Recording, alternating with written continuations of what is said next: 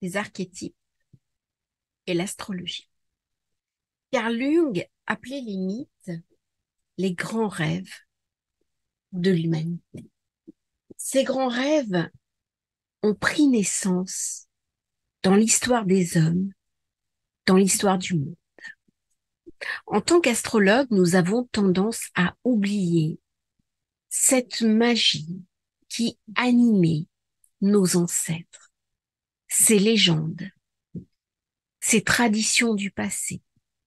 Nous avons tendance à voir les planètes et ce qu'elles racontent sous un angle essentiellement cartésien, en nous éloignant de la pensée essentielle de la planète et du mythe qu'elle va raconter.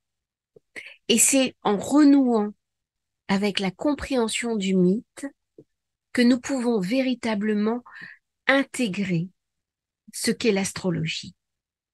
Comment elle va pouvoir interagir dans notre vie. Comment elle va pouvoir nous inviter à comprendre ce que nous sommes en nous reliant directement sur l'histoire de l'humanité. L'un des premiers gestes des hommes des cavernes aurait été de regarder le ciel. Et en regardant le ciel et les étoiles dans le ciel, le chemin de la lune, le parcours du soleil, les grands cycles, eh bien, il va projeter ses fantasmes, ses peurs, ses douleurs dans le ciel. Et ainsi va naître les grands mythes, les grands archétypes, les grands dieux qui ont jalonné l'histoire de l'humanité.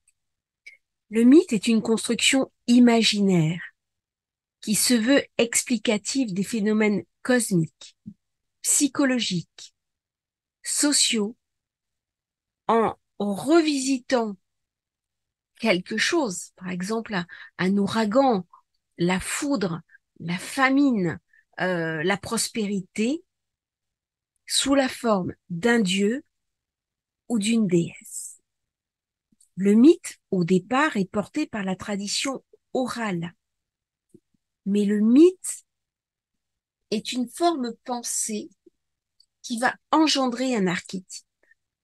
L'archétype est civilisationnel. Il va permettre à la conscience collective et puis individuelle de s'approprier une énergie, de l'intégrer et d'en faire quelque chose. Le but, c'est l'évolution. Dans le mythe, il y a d'une part les mythes relatifs à la création du monde. C'est la cosmogonie. Comment les étoiles ont été créées? Comment l'humanité est née? Comment sont nés les dieux? Comment ont-ils rêvé ce que nous sommes et le monde dans lequel nous évoluons? Bien entendu, lorsqu'on regarde cette création du monde avec un œil scientifique, on est très loin du Dieu qui a créé l'humanité en 7 jours, ou du temps du rêve des aborigènes d'Australie. Et pourtant, il y a quelque chose dans cette reliance entre le mythe et le scientifique qui est de l'ordre du merveilleux.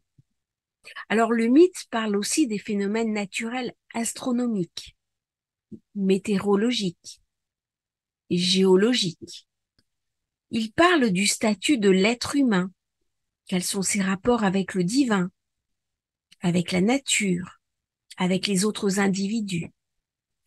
La cosmogonie, en particulier romaine ou grecque, s'étend largement sur le sujet, et notamment l'astrologie qui a été créée, qui a été inventée il y a très longtemps, notamment on retrouve des traces en Égypte, à Sumer, mais l'astrologie que nous pratiquons est essentiellement d'origine romaine.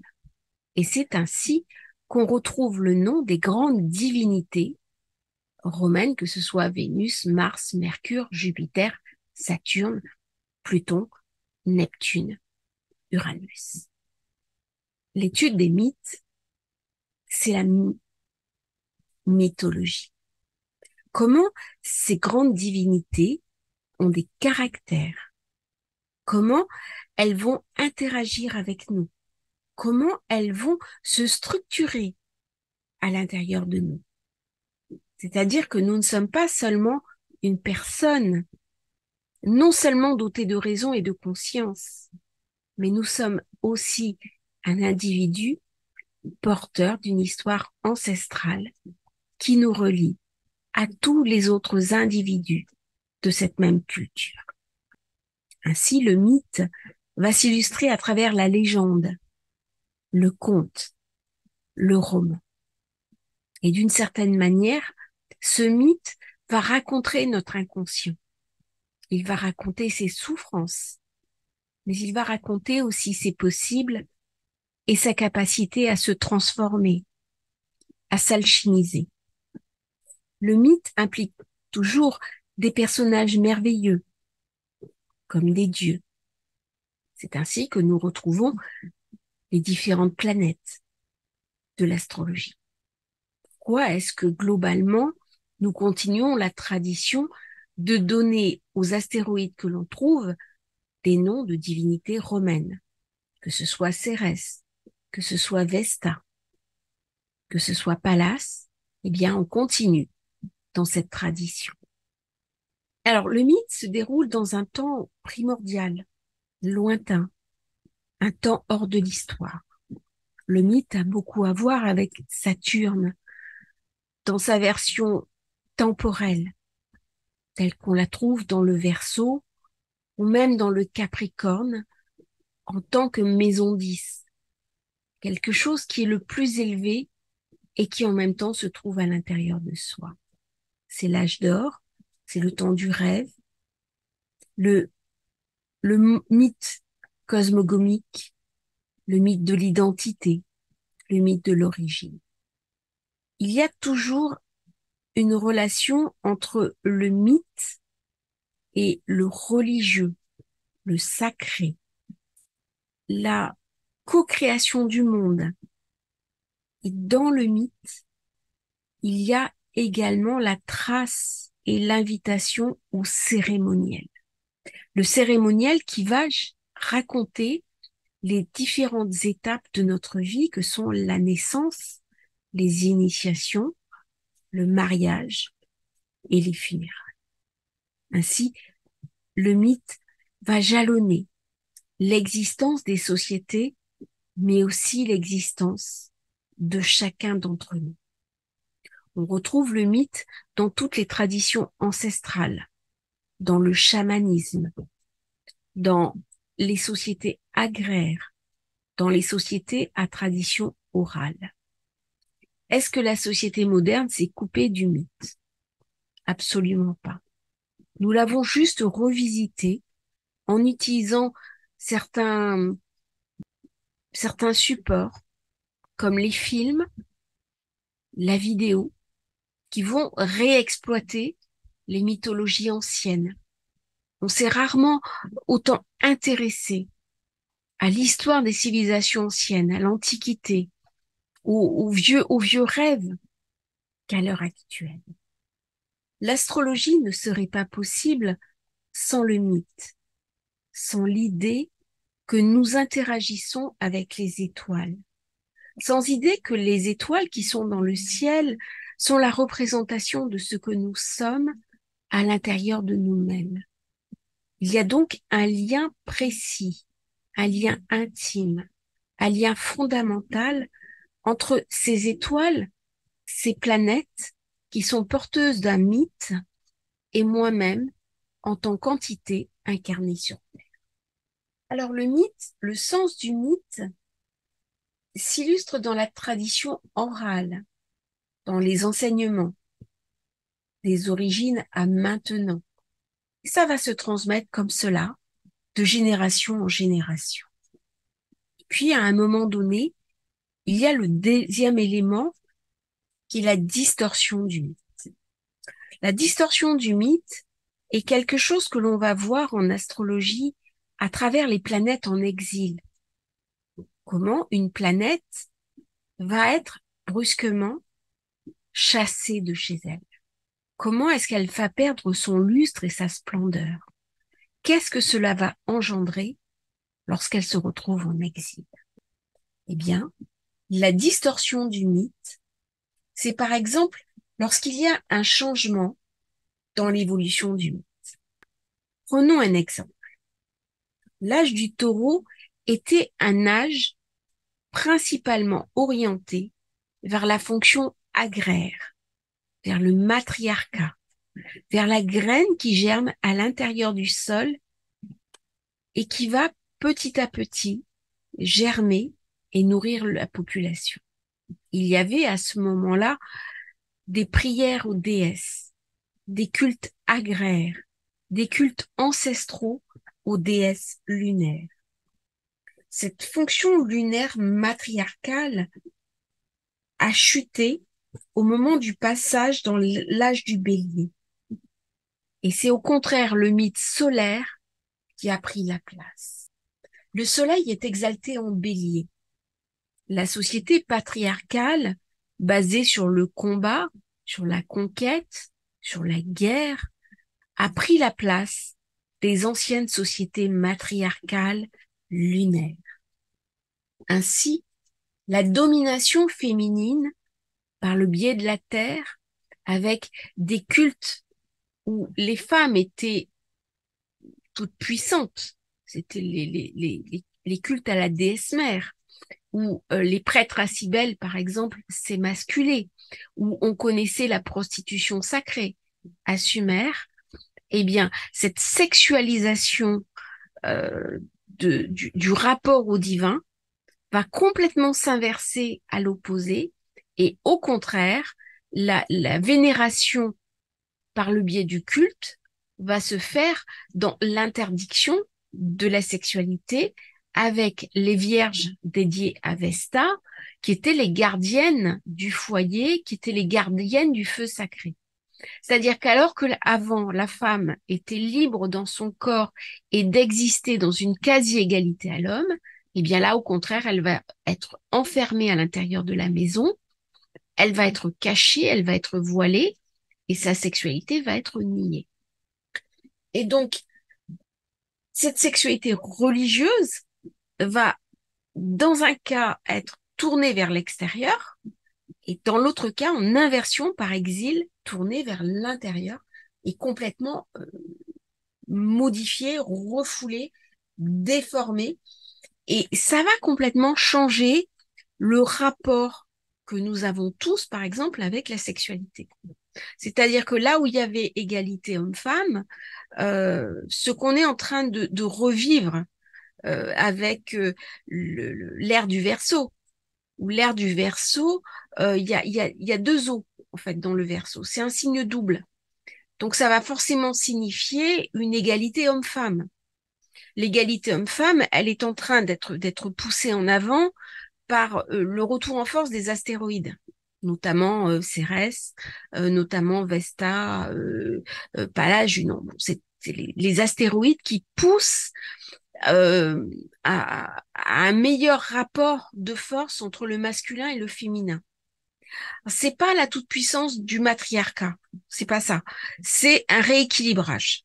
C'est-à-dire, c'est la fin du patriarcat sans pour autant tomber dans les travers du matriarcat. Et là, quand on va changer comme ça d'archétype, quand il y a une distorsion du mythe, eh bien, les anciennes pratiques sont vouées à disparaître. Donc, ou elles acceptent les nouvelles pratiques, ou alors elles meurent, elles sont chassées du temple, elles sont livrées à la vindicte, elles sont enterrées des fois vivantes, brûlées. Enfin, c'est très. Il y a souvent beaucoup de violence qui accompagne la distorsion du mythe. Et qu'est-ce que ça va donner à l'intérieur de nous? Eh bien, ça va donner euh, de la souffrance, de la frustration, du malheur et de la maladie. C'est-à-dire que quand on revisite le mythe astrologique au regard de l'archétype, de ce que vient raconter la planète elle-même, ou l'astéroïde, eh bien, on va voir aussi ce qui a été refoulé. notamment si la planète se trouve en exil ou se trouve à l'extérieur d'elle-même. Tant que la planète est en domicile, qu'elle est en exaltation, elle est dans le mythe. Mais si elle se retrouve en chute ou en exil, eh bien, elle est dans la distorsion. Et dans la distorsion, elle vient raconter aussi quelque part la chute du mythe. Et ça va s'illustrer au plan personnel par un archétype de souffrance. Et je vais être invitée à travailler sur cet archétype de souffrance. Alors, ce de manière directe, hein, en faisant des thérapies, en travaillant sur moi, en m'introspectant, soit par le biais des événements qui vont être provoqués dans ma vie. C'est-à-dire que si je souvent cette distorsion, elle est montrée par des accidents, par des ruptures, par des chocs, par des épreuves que je vais vivre, plus ou moins vieux, plus ou moins jeune. Donc le mythe vient raconter l'inconscient. Et le mythe planétaire, hein, la fonction du mythe, on l'utilise beaucoup en thérapie. Alors il y a plein de mythes qui ont été utilisés en thérapie. Freud avait déjà commencé, même si je suis pas toujours d'accord avec. Enfin, il y a des voix qui s'élèvent maintenant pour remettre en question certaines analyses de Freud, au regard de ce qu'on sait maintenant et au regard de certains éléments d'analyse de la psyché, d'analyse cognitive.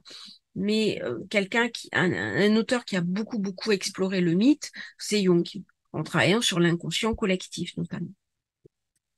Et quand on va utiliser le mythe planétaire, alors que ce soit aussi bien en thérapie que ce soit en astrologie, eh bien on va pouvoir découvrir un petit peu l'origine du blocage, la nature du blocage, et on va pouvoir venir travailler dessus, on va pouvoir venir l'interroger, et puis surtout le guérir. Et là, on va voir que dès qu'il s'agit du mythe, on est relié quelque part à la société dans laquelle on est né, mais aussi à la famille dans laquelle on, on s'inscrit. Et le mythe, il va interroger, questionner le transgénérationnel. C'est-à-dire, je suis pas seule avec mes mythes et mes archétypes. C'est toujours en lien avec le groupe familial dont je viens. Donc le mythe, il vient raconter aussi la séparation du divin avec l'humain. Comment j'ai perdu le divin? Je suis l'enfant d'une chute, quelque part. Je suis l'enfant d'un exil. L'âme, elle est éternelle. Mais la place de l'âme, est-ce que c'est sur terre ou est-ce que c'est au ciel? Pour schématiser un petit peu. Dans quelle zone du thème astral va se poser cette question-là? Mais quelque part dans tout l'ensemble du thème. C'est-à-dire que si je suis séparée d'une réalité divine, euh, je vais la retrouver. Là, on passe par le scorpion qui est une porte. Le scorpion, c'est une porte.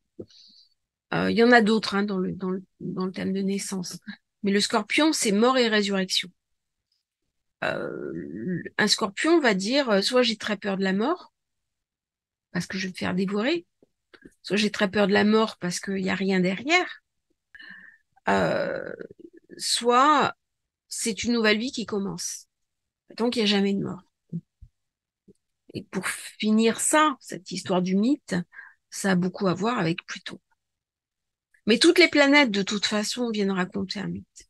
Aussi bien les planètes personnelles que les transpersonnelles, que les astéroïdes, euh, elles viennent complètement interroger, questionner ce que nous sommes en tant qu'êtres humains. Et c'est ça qui est passionnant dans l'astrologie. C'est que il y a quelque part une passerelle tendue entre ces anciens dieux que plus personne célèbre. C'est-à-dire plus personne ne fait des offrandes à Jupiter. Plus c'est des offrandes très cruelles. Hein. C'était qu'on appelait les hécatombes, c'est-à-dire on sacrifiait une centaine de bœufs. Vous imaginez les flots de sang qu'il pouvait y avoir. C'était très cruel. Plus personne ne s'agenouille devant Jupiter, Vénus, Mars, ne vénère Saturne.